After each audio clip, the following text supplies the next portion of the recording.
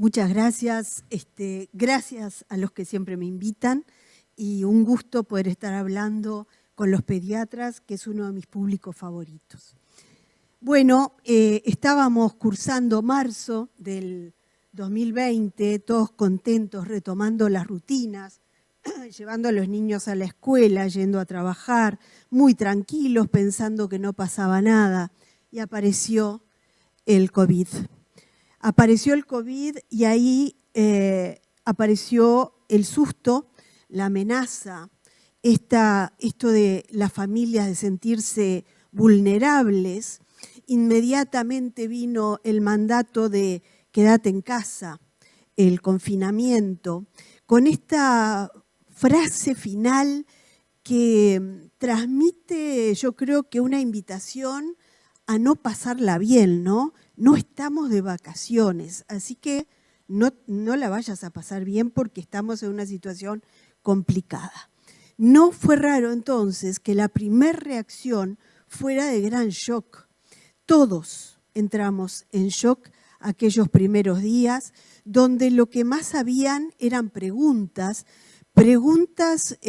sobre la vida cotidiana y preguntas mucho más trascendentes y mucho más a mediano y largo plazo.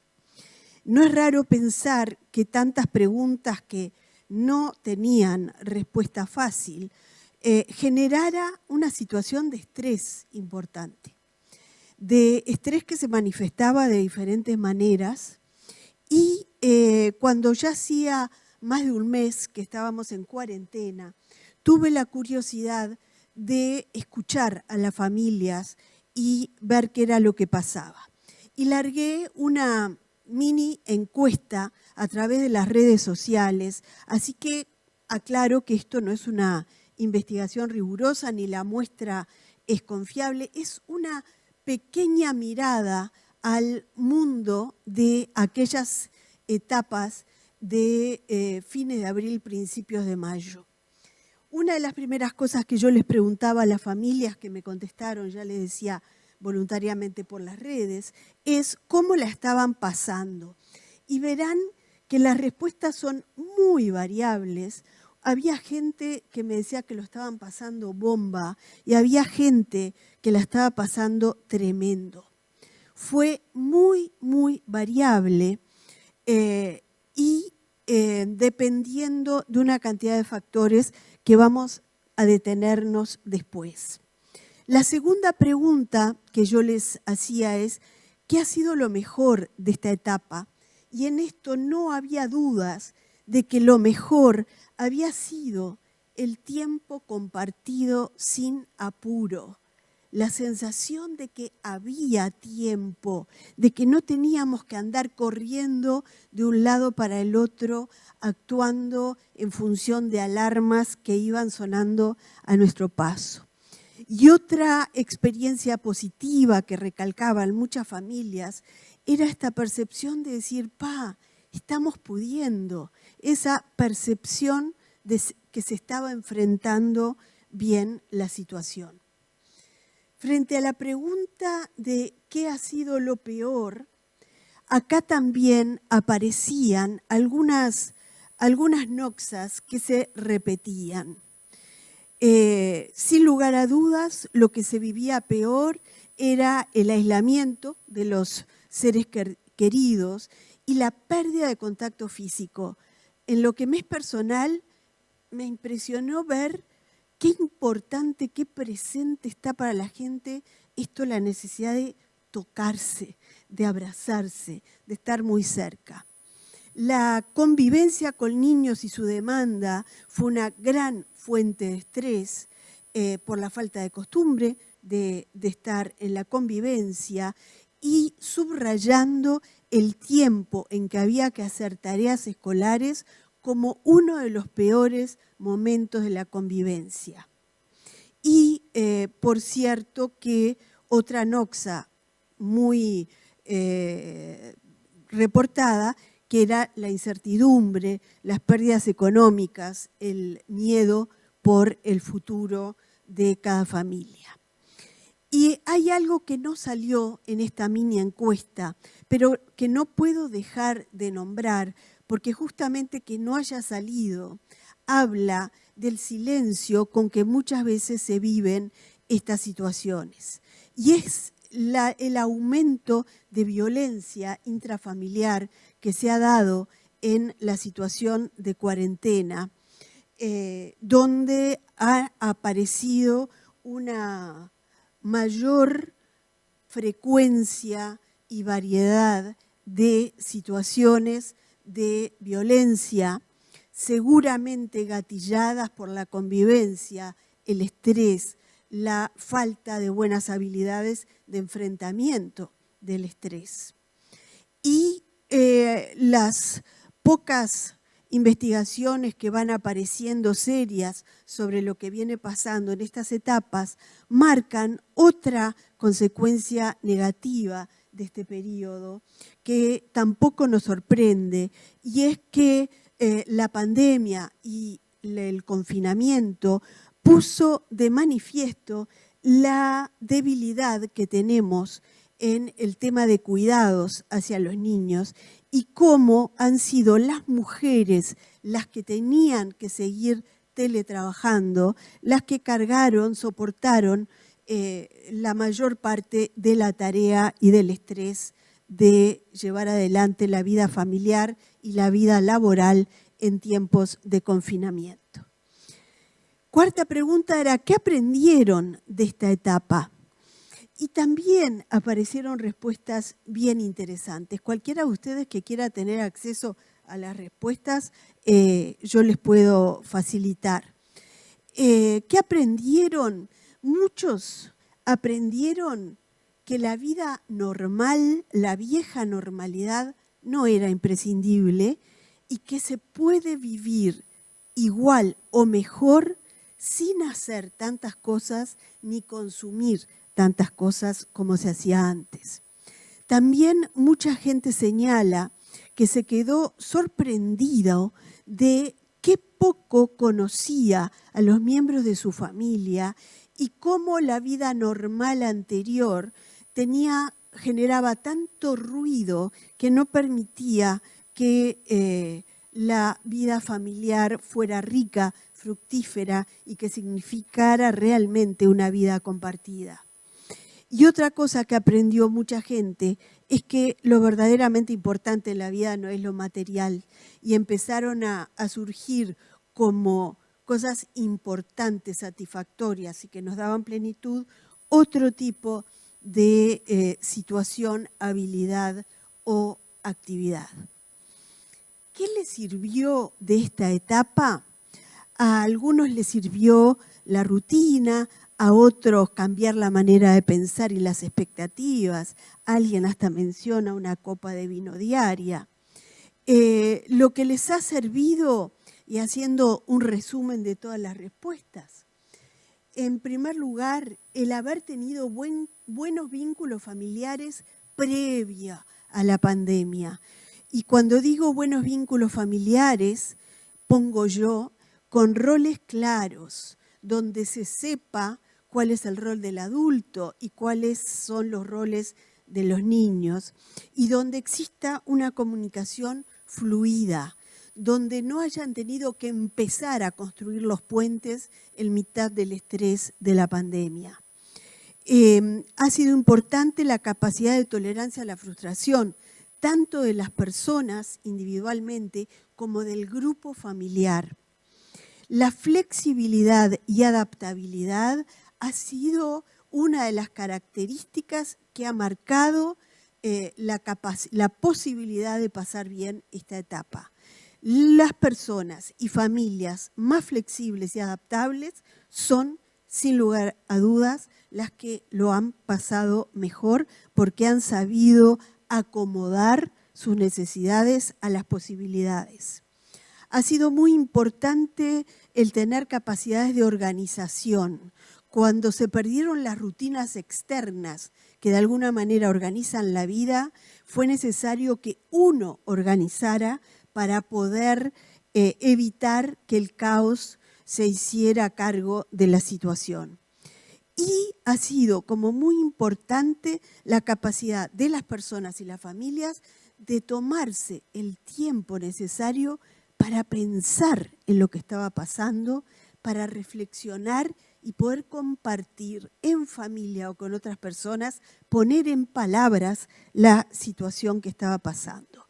Y fue seguramente una de gran ayuda el tener intereses, hobbies o iniciativa para desarrollarlos en este tiempo que apareció de golpe en la vida de las familias.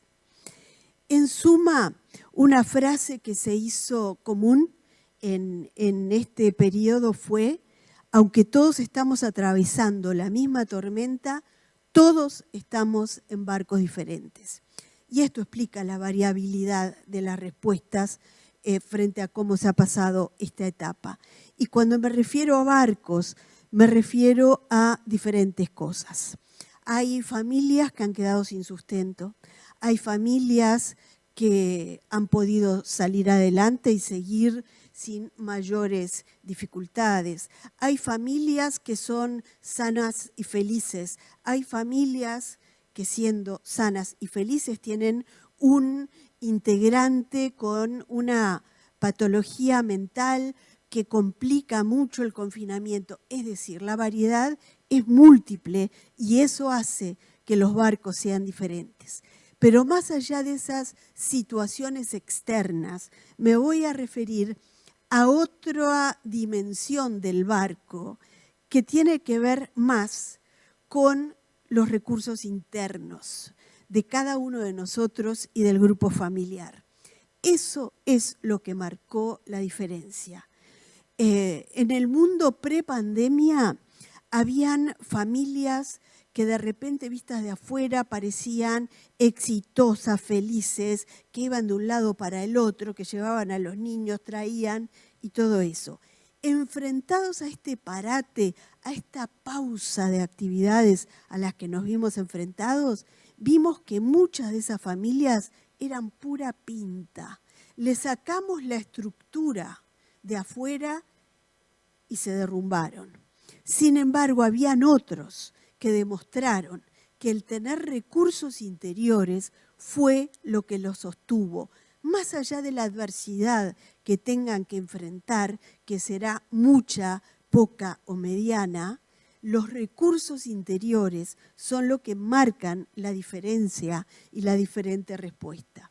Y cuando hablo de recursos interiores, hablo de la flexibilidad, de la adaptabilidad, de la capacidad de autorregulación, que es la capacidad de poder filtrar nuestras emociones y nuestros impulsos a través del pensamiento, de no actuar impulsivamente, sino de ser capaces de ser dueños de uno mismo, de la tolerancia a la frustración, el haber sido capaz de adecuar las expectativas, ¿verdad?, a la realidad. El tener buenas capacidades ejecutivas, esto que decíamos hoy de organizarse, de generar nuevas rutinas que permitan que la casa funcione de una manera razonablemente armónica, los buenos vínculos familiares y la creatividad como factor enriquecedor y salvante en esta etapa. Todo esto, sobre todo esto, es que se apoyó la capacidad de resistencia, la capacidad de enfrentar el viento, de enfrentar esta fuerza que nos movió y que dejó algunos árboles volcados y otros como más reasegurados en su lugar. Esa resistencia que es lo que marcó la diferente respuesta frente a la adversidad. Por eso es que frente a esta realidad, yo creo que quienes trabajamos con niños y con familias, la pregunta que nos tenemos que hacer es: ¿los estamos criando con las fortalezas necesarias para enfrentar la realidad que les toca? Esta pregunta yo creo que es la que nos tenemos que plantear todos para poder hacer de esta experiencia algo útil, ¿verdad? Sacarle jugo a esto y poder realmente mejorar el futuro para los chiquilines. Tenemos que ser conscientes que los tenemos que preparar para un mundo muy incierto, complejo, exigente y rápidamente cambiante. Mucha gente, increíblemente, descubrió que la vida es incertidumbre pura con la pandemia. Y la vida era incierta desde siempre, solo que ahora la incertidumbre nos explotó en la cara. Y para eso tenemos que ser capaces de criar niños con un buen índice de adaptabilidad.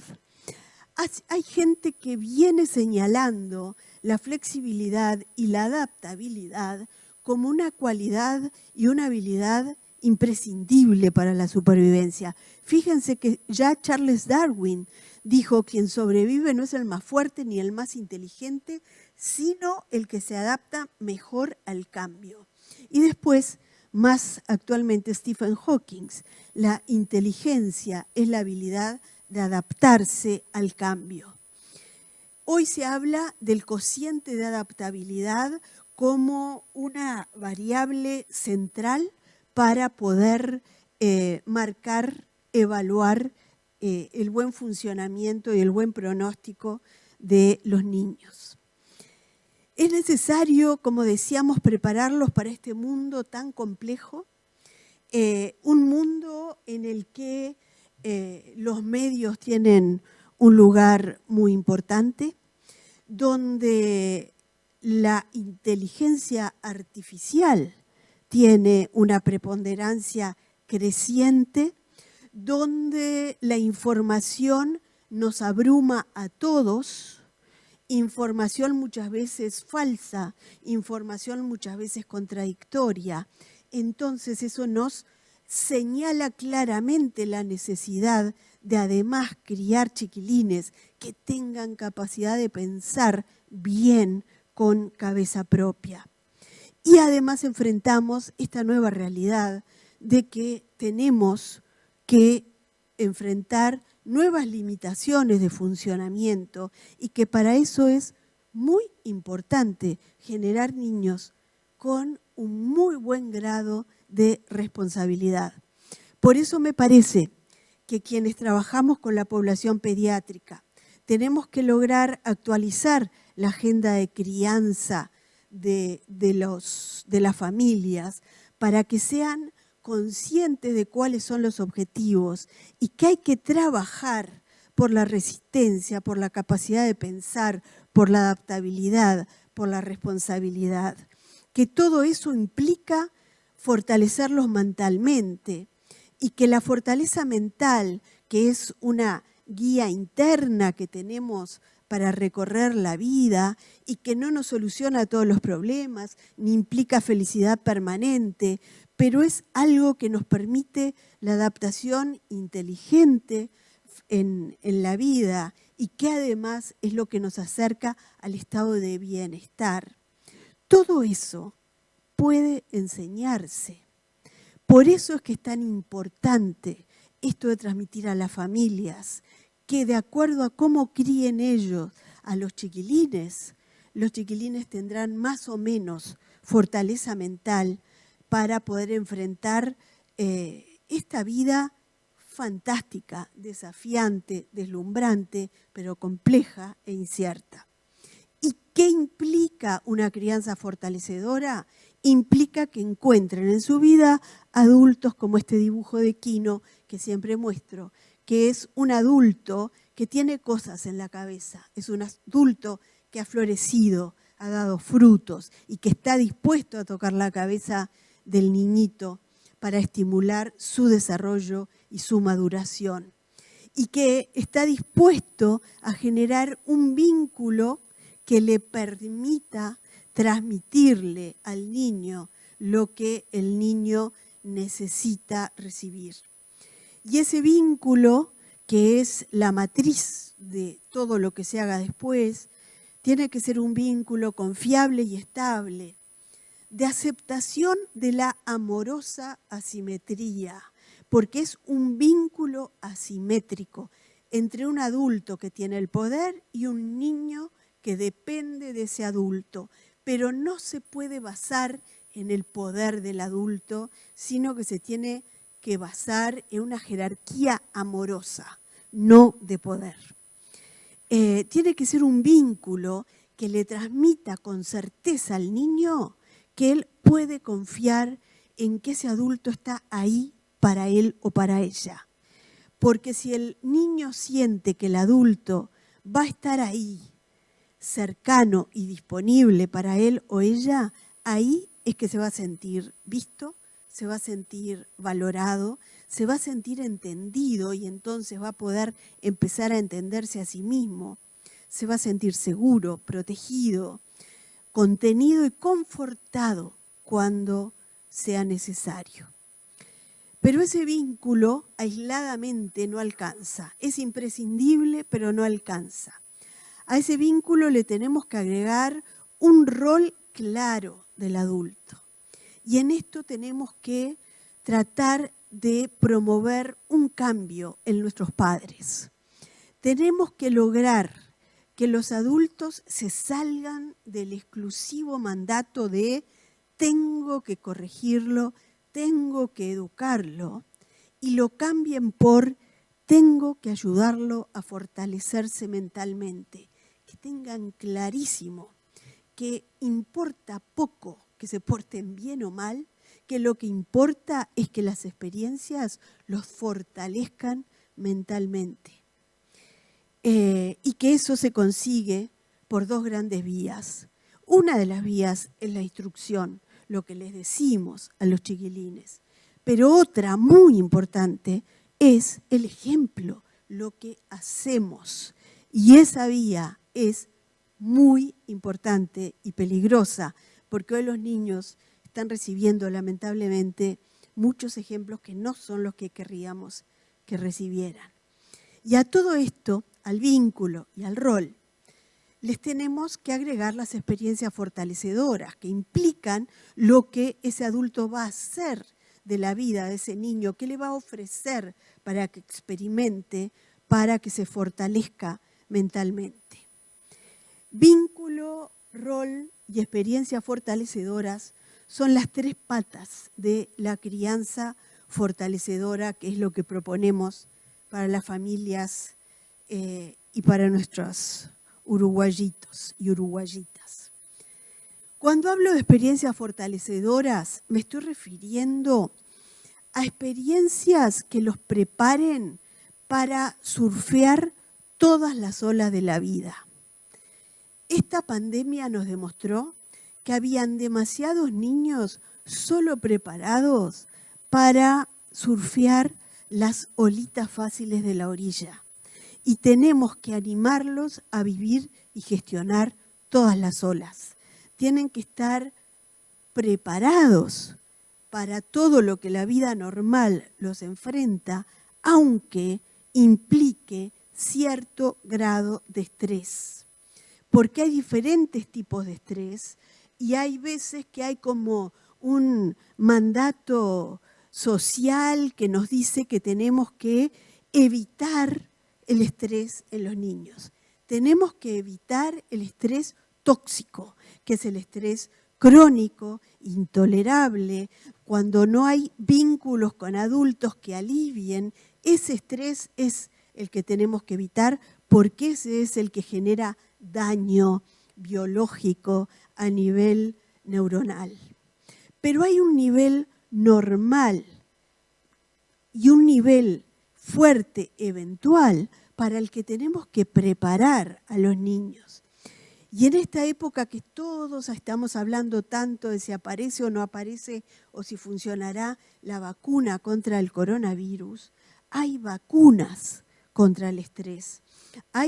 Y que la vacuna es ofrecerle a los niños en la crianza, en su vida habitual, dosis naturales, tolerables y legítimas de frustración, de dolor, de molestia, de dificultad, porque eso es lo que les permite generar anticuerpos, que son las estrategias de enfrentamiento y tolerancia para enfrentar las situaciones más grandes que van a enfrentar en el futuro. Estas experiencias fortalecedoras terminan enseñándole a los niños que los malos momentos son parte de la vida y son inevitables, y que lo más fácil o indoloro no siempre es lo mejor, que a veces lo que duele es el camino a lo mejor y que somos capaces de tolerar y gestionar el dolor saludablemente, que no nos mata la frustración ni el no poder tener esto o aquello.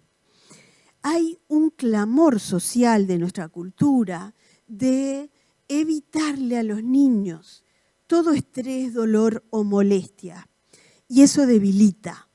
Cuando les evitamos a los chiquilines todo estrés, dolor o molestia, les estafamos la oportunidad de fortalecer su capacidad de enfrentar el dolor, el estrés y la molestia. Eso genera debilidad, genera dependencia y falta de autonomía, sumisión irreflexiva, manipulabilidad, inmadurez social y moral. Nada de eso queremos para nuestros chiquilines. Queremos uruguayitos que hayan desarrollado estrategias de enfrentamiento del estrés y coraje. Que tener coraje no es no tener miedo, sino es saber que podemos enfrentar situaciones difíciles porque sabemos cómo hacerlo.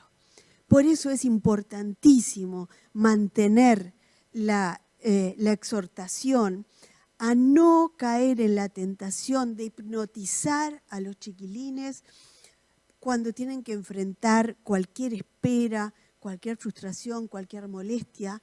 Se los hipnotiza con una pantallita para que coman, para que se duerman, para que esperen en la sala de espera, para que no sientan el pinchazo de la vacuna. Y ahí, en todas esas situaciones, les estamos estafando la posibilidad de que puedan aprender a enfrentar esas situaciones. Voy a tomar agua.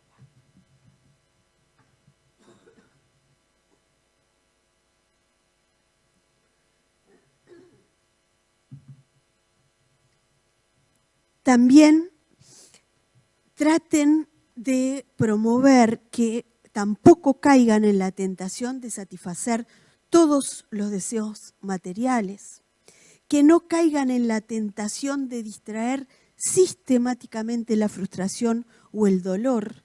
¿Vieron esa frase de todos los padres, incluidos nosotros, verdad? El que hemos dicho, no quiero que sufra. ¿Saben qué? Va a tener que sufrir y hay sufrimientos que fortalecen. Entonces, no traten de distraerlos, enséñenlos a tomar contacto con la desilusión, contacto con la tristeza, contacto con la vergüenza, contacto con la envidia, contacto con todas esas emociones que duelen, porque de esa manera es que vamos a poder gestionarlas. Si no, lo que hacemos es barrer abajo de la alfombra y todos sabemos que eso termina siendo muy peligroso y debilitante. Y tenemos que, por cierto, seguir estimulando lo que hizo ricos y fuertes algunos en estos tiempos difíciles. Tenemos que seguir estimulando la capacidad de los niños de poder disfrutar de cosas simples, sencillas y al alcance de la mano que da la vida normal, valorarlas y disfrutarlas, y las vidas normales están llenas de esas posibilidades, solo que tenemos que entrenarlos a responder a ellas. Para eso es muy importante permitirles a los niños la habilidad más necesaria en la infancia, que es la capacidad de juego. Hay que dejar jugar a los niños. Yo estoy viendo con preocupación que ya estamos volviendo a largos horarios escolares con los niños.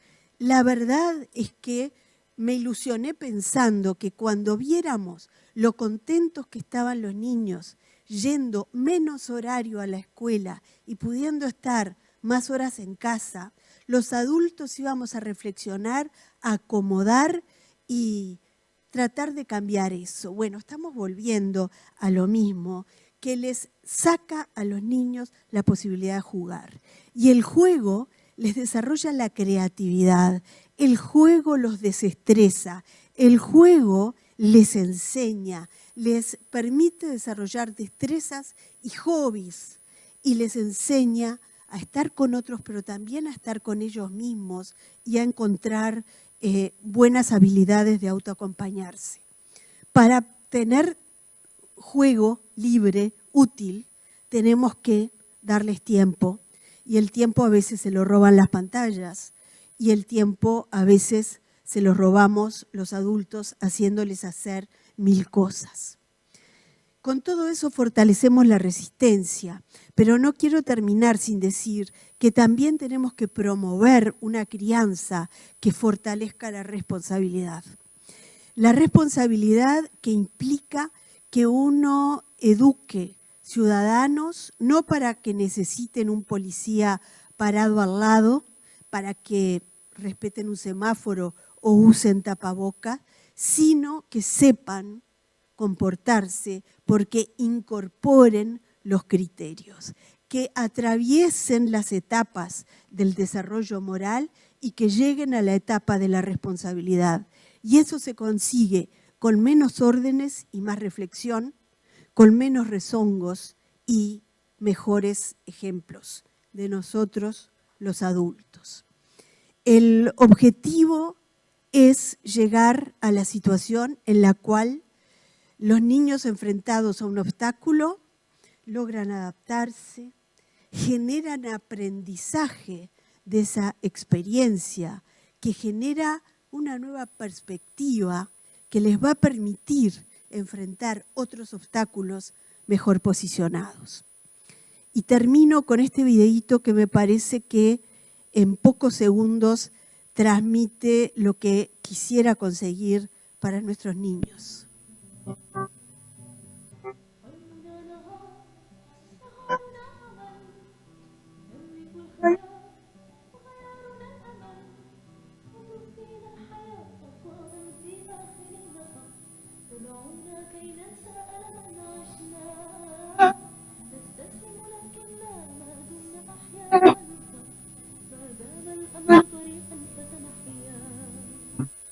Muchas gracias.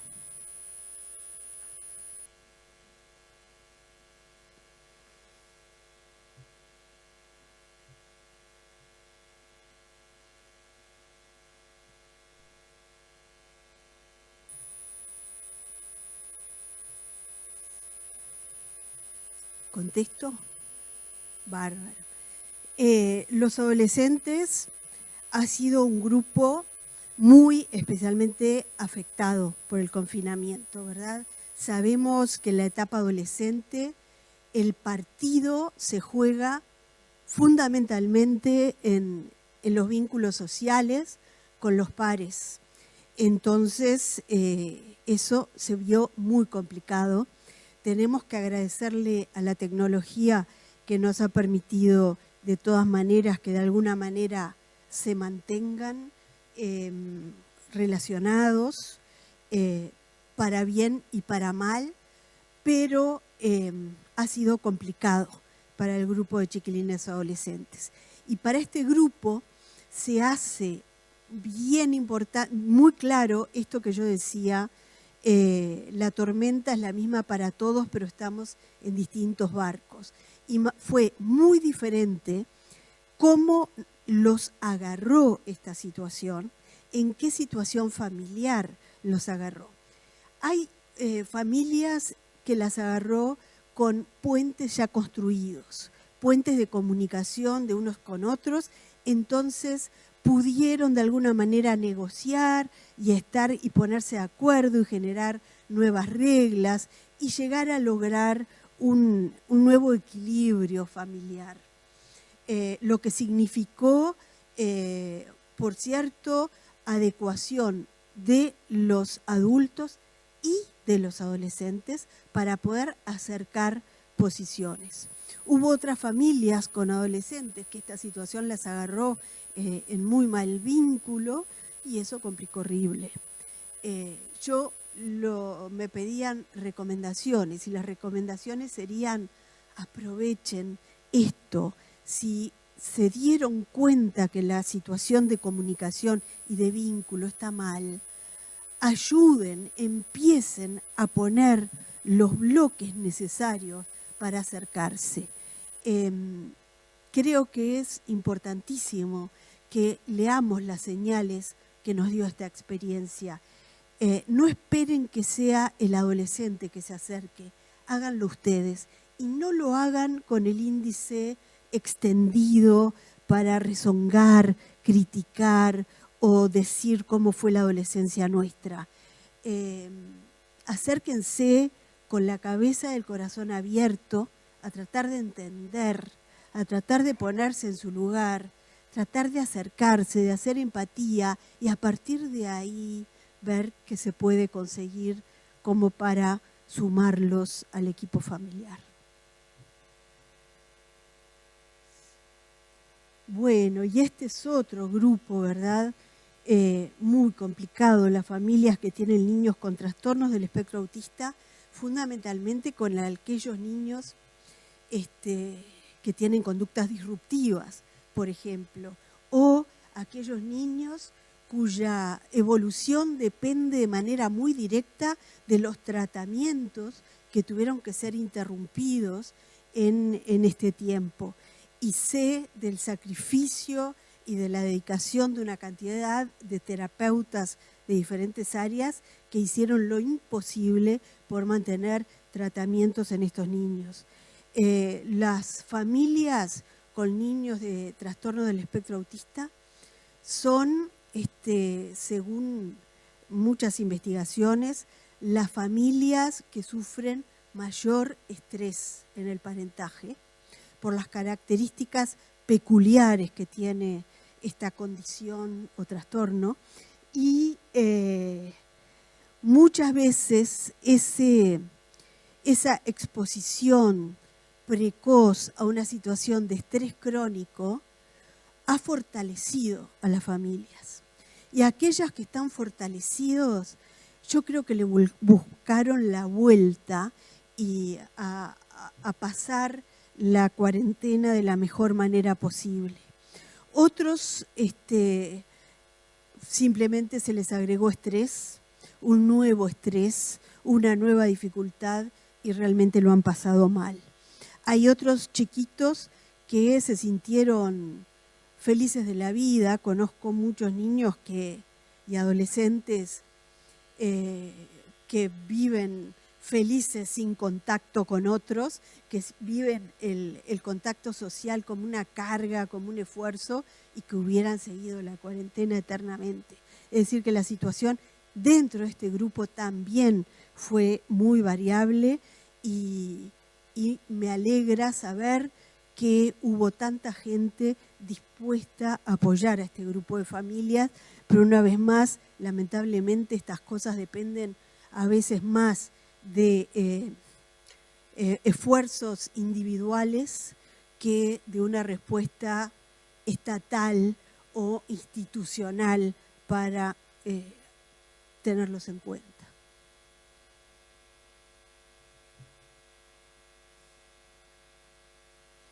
Bueno, yo creo que sí, y me voy a repetir, porque esto también ha sido variable, porque ha sido para bien y para mal.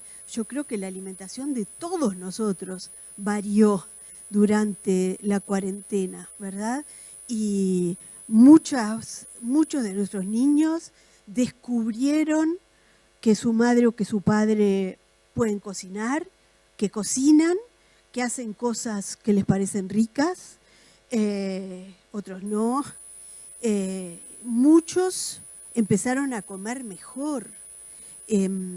Hay datos que muestran, por ejemplo, que hubo un momento que se agotaron las levaduras, porque mucha gente se puso a hacer pan casero, por ejemplo. Yo no sé si eso es favorable para la dieta, pero como ejercicio familiar me pareció buenísimo esto de que los niños descubrieran que eso se puede hacer, y muchos niños entraron a la cocina por primera vez en esta cuarentena. Los que lo pasaron mal, capaz que se pasaron comiendo todo el tiempo, en malas horas, con mucho sedentarismo, lo que ha repercutido mal desde el punto de vista nutricional y físico en general. Pero ha sido muy variable para bien y para mal.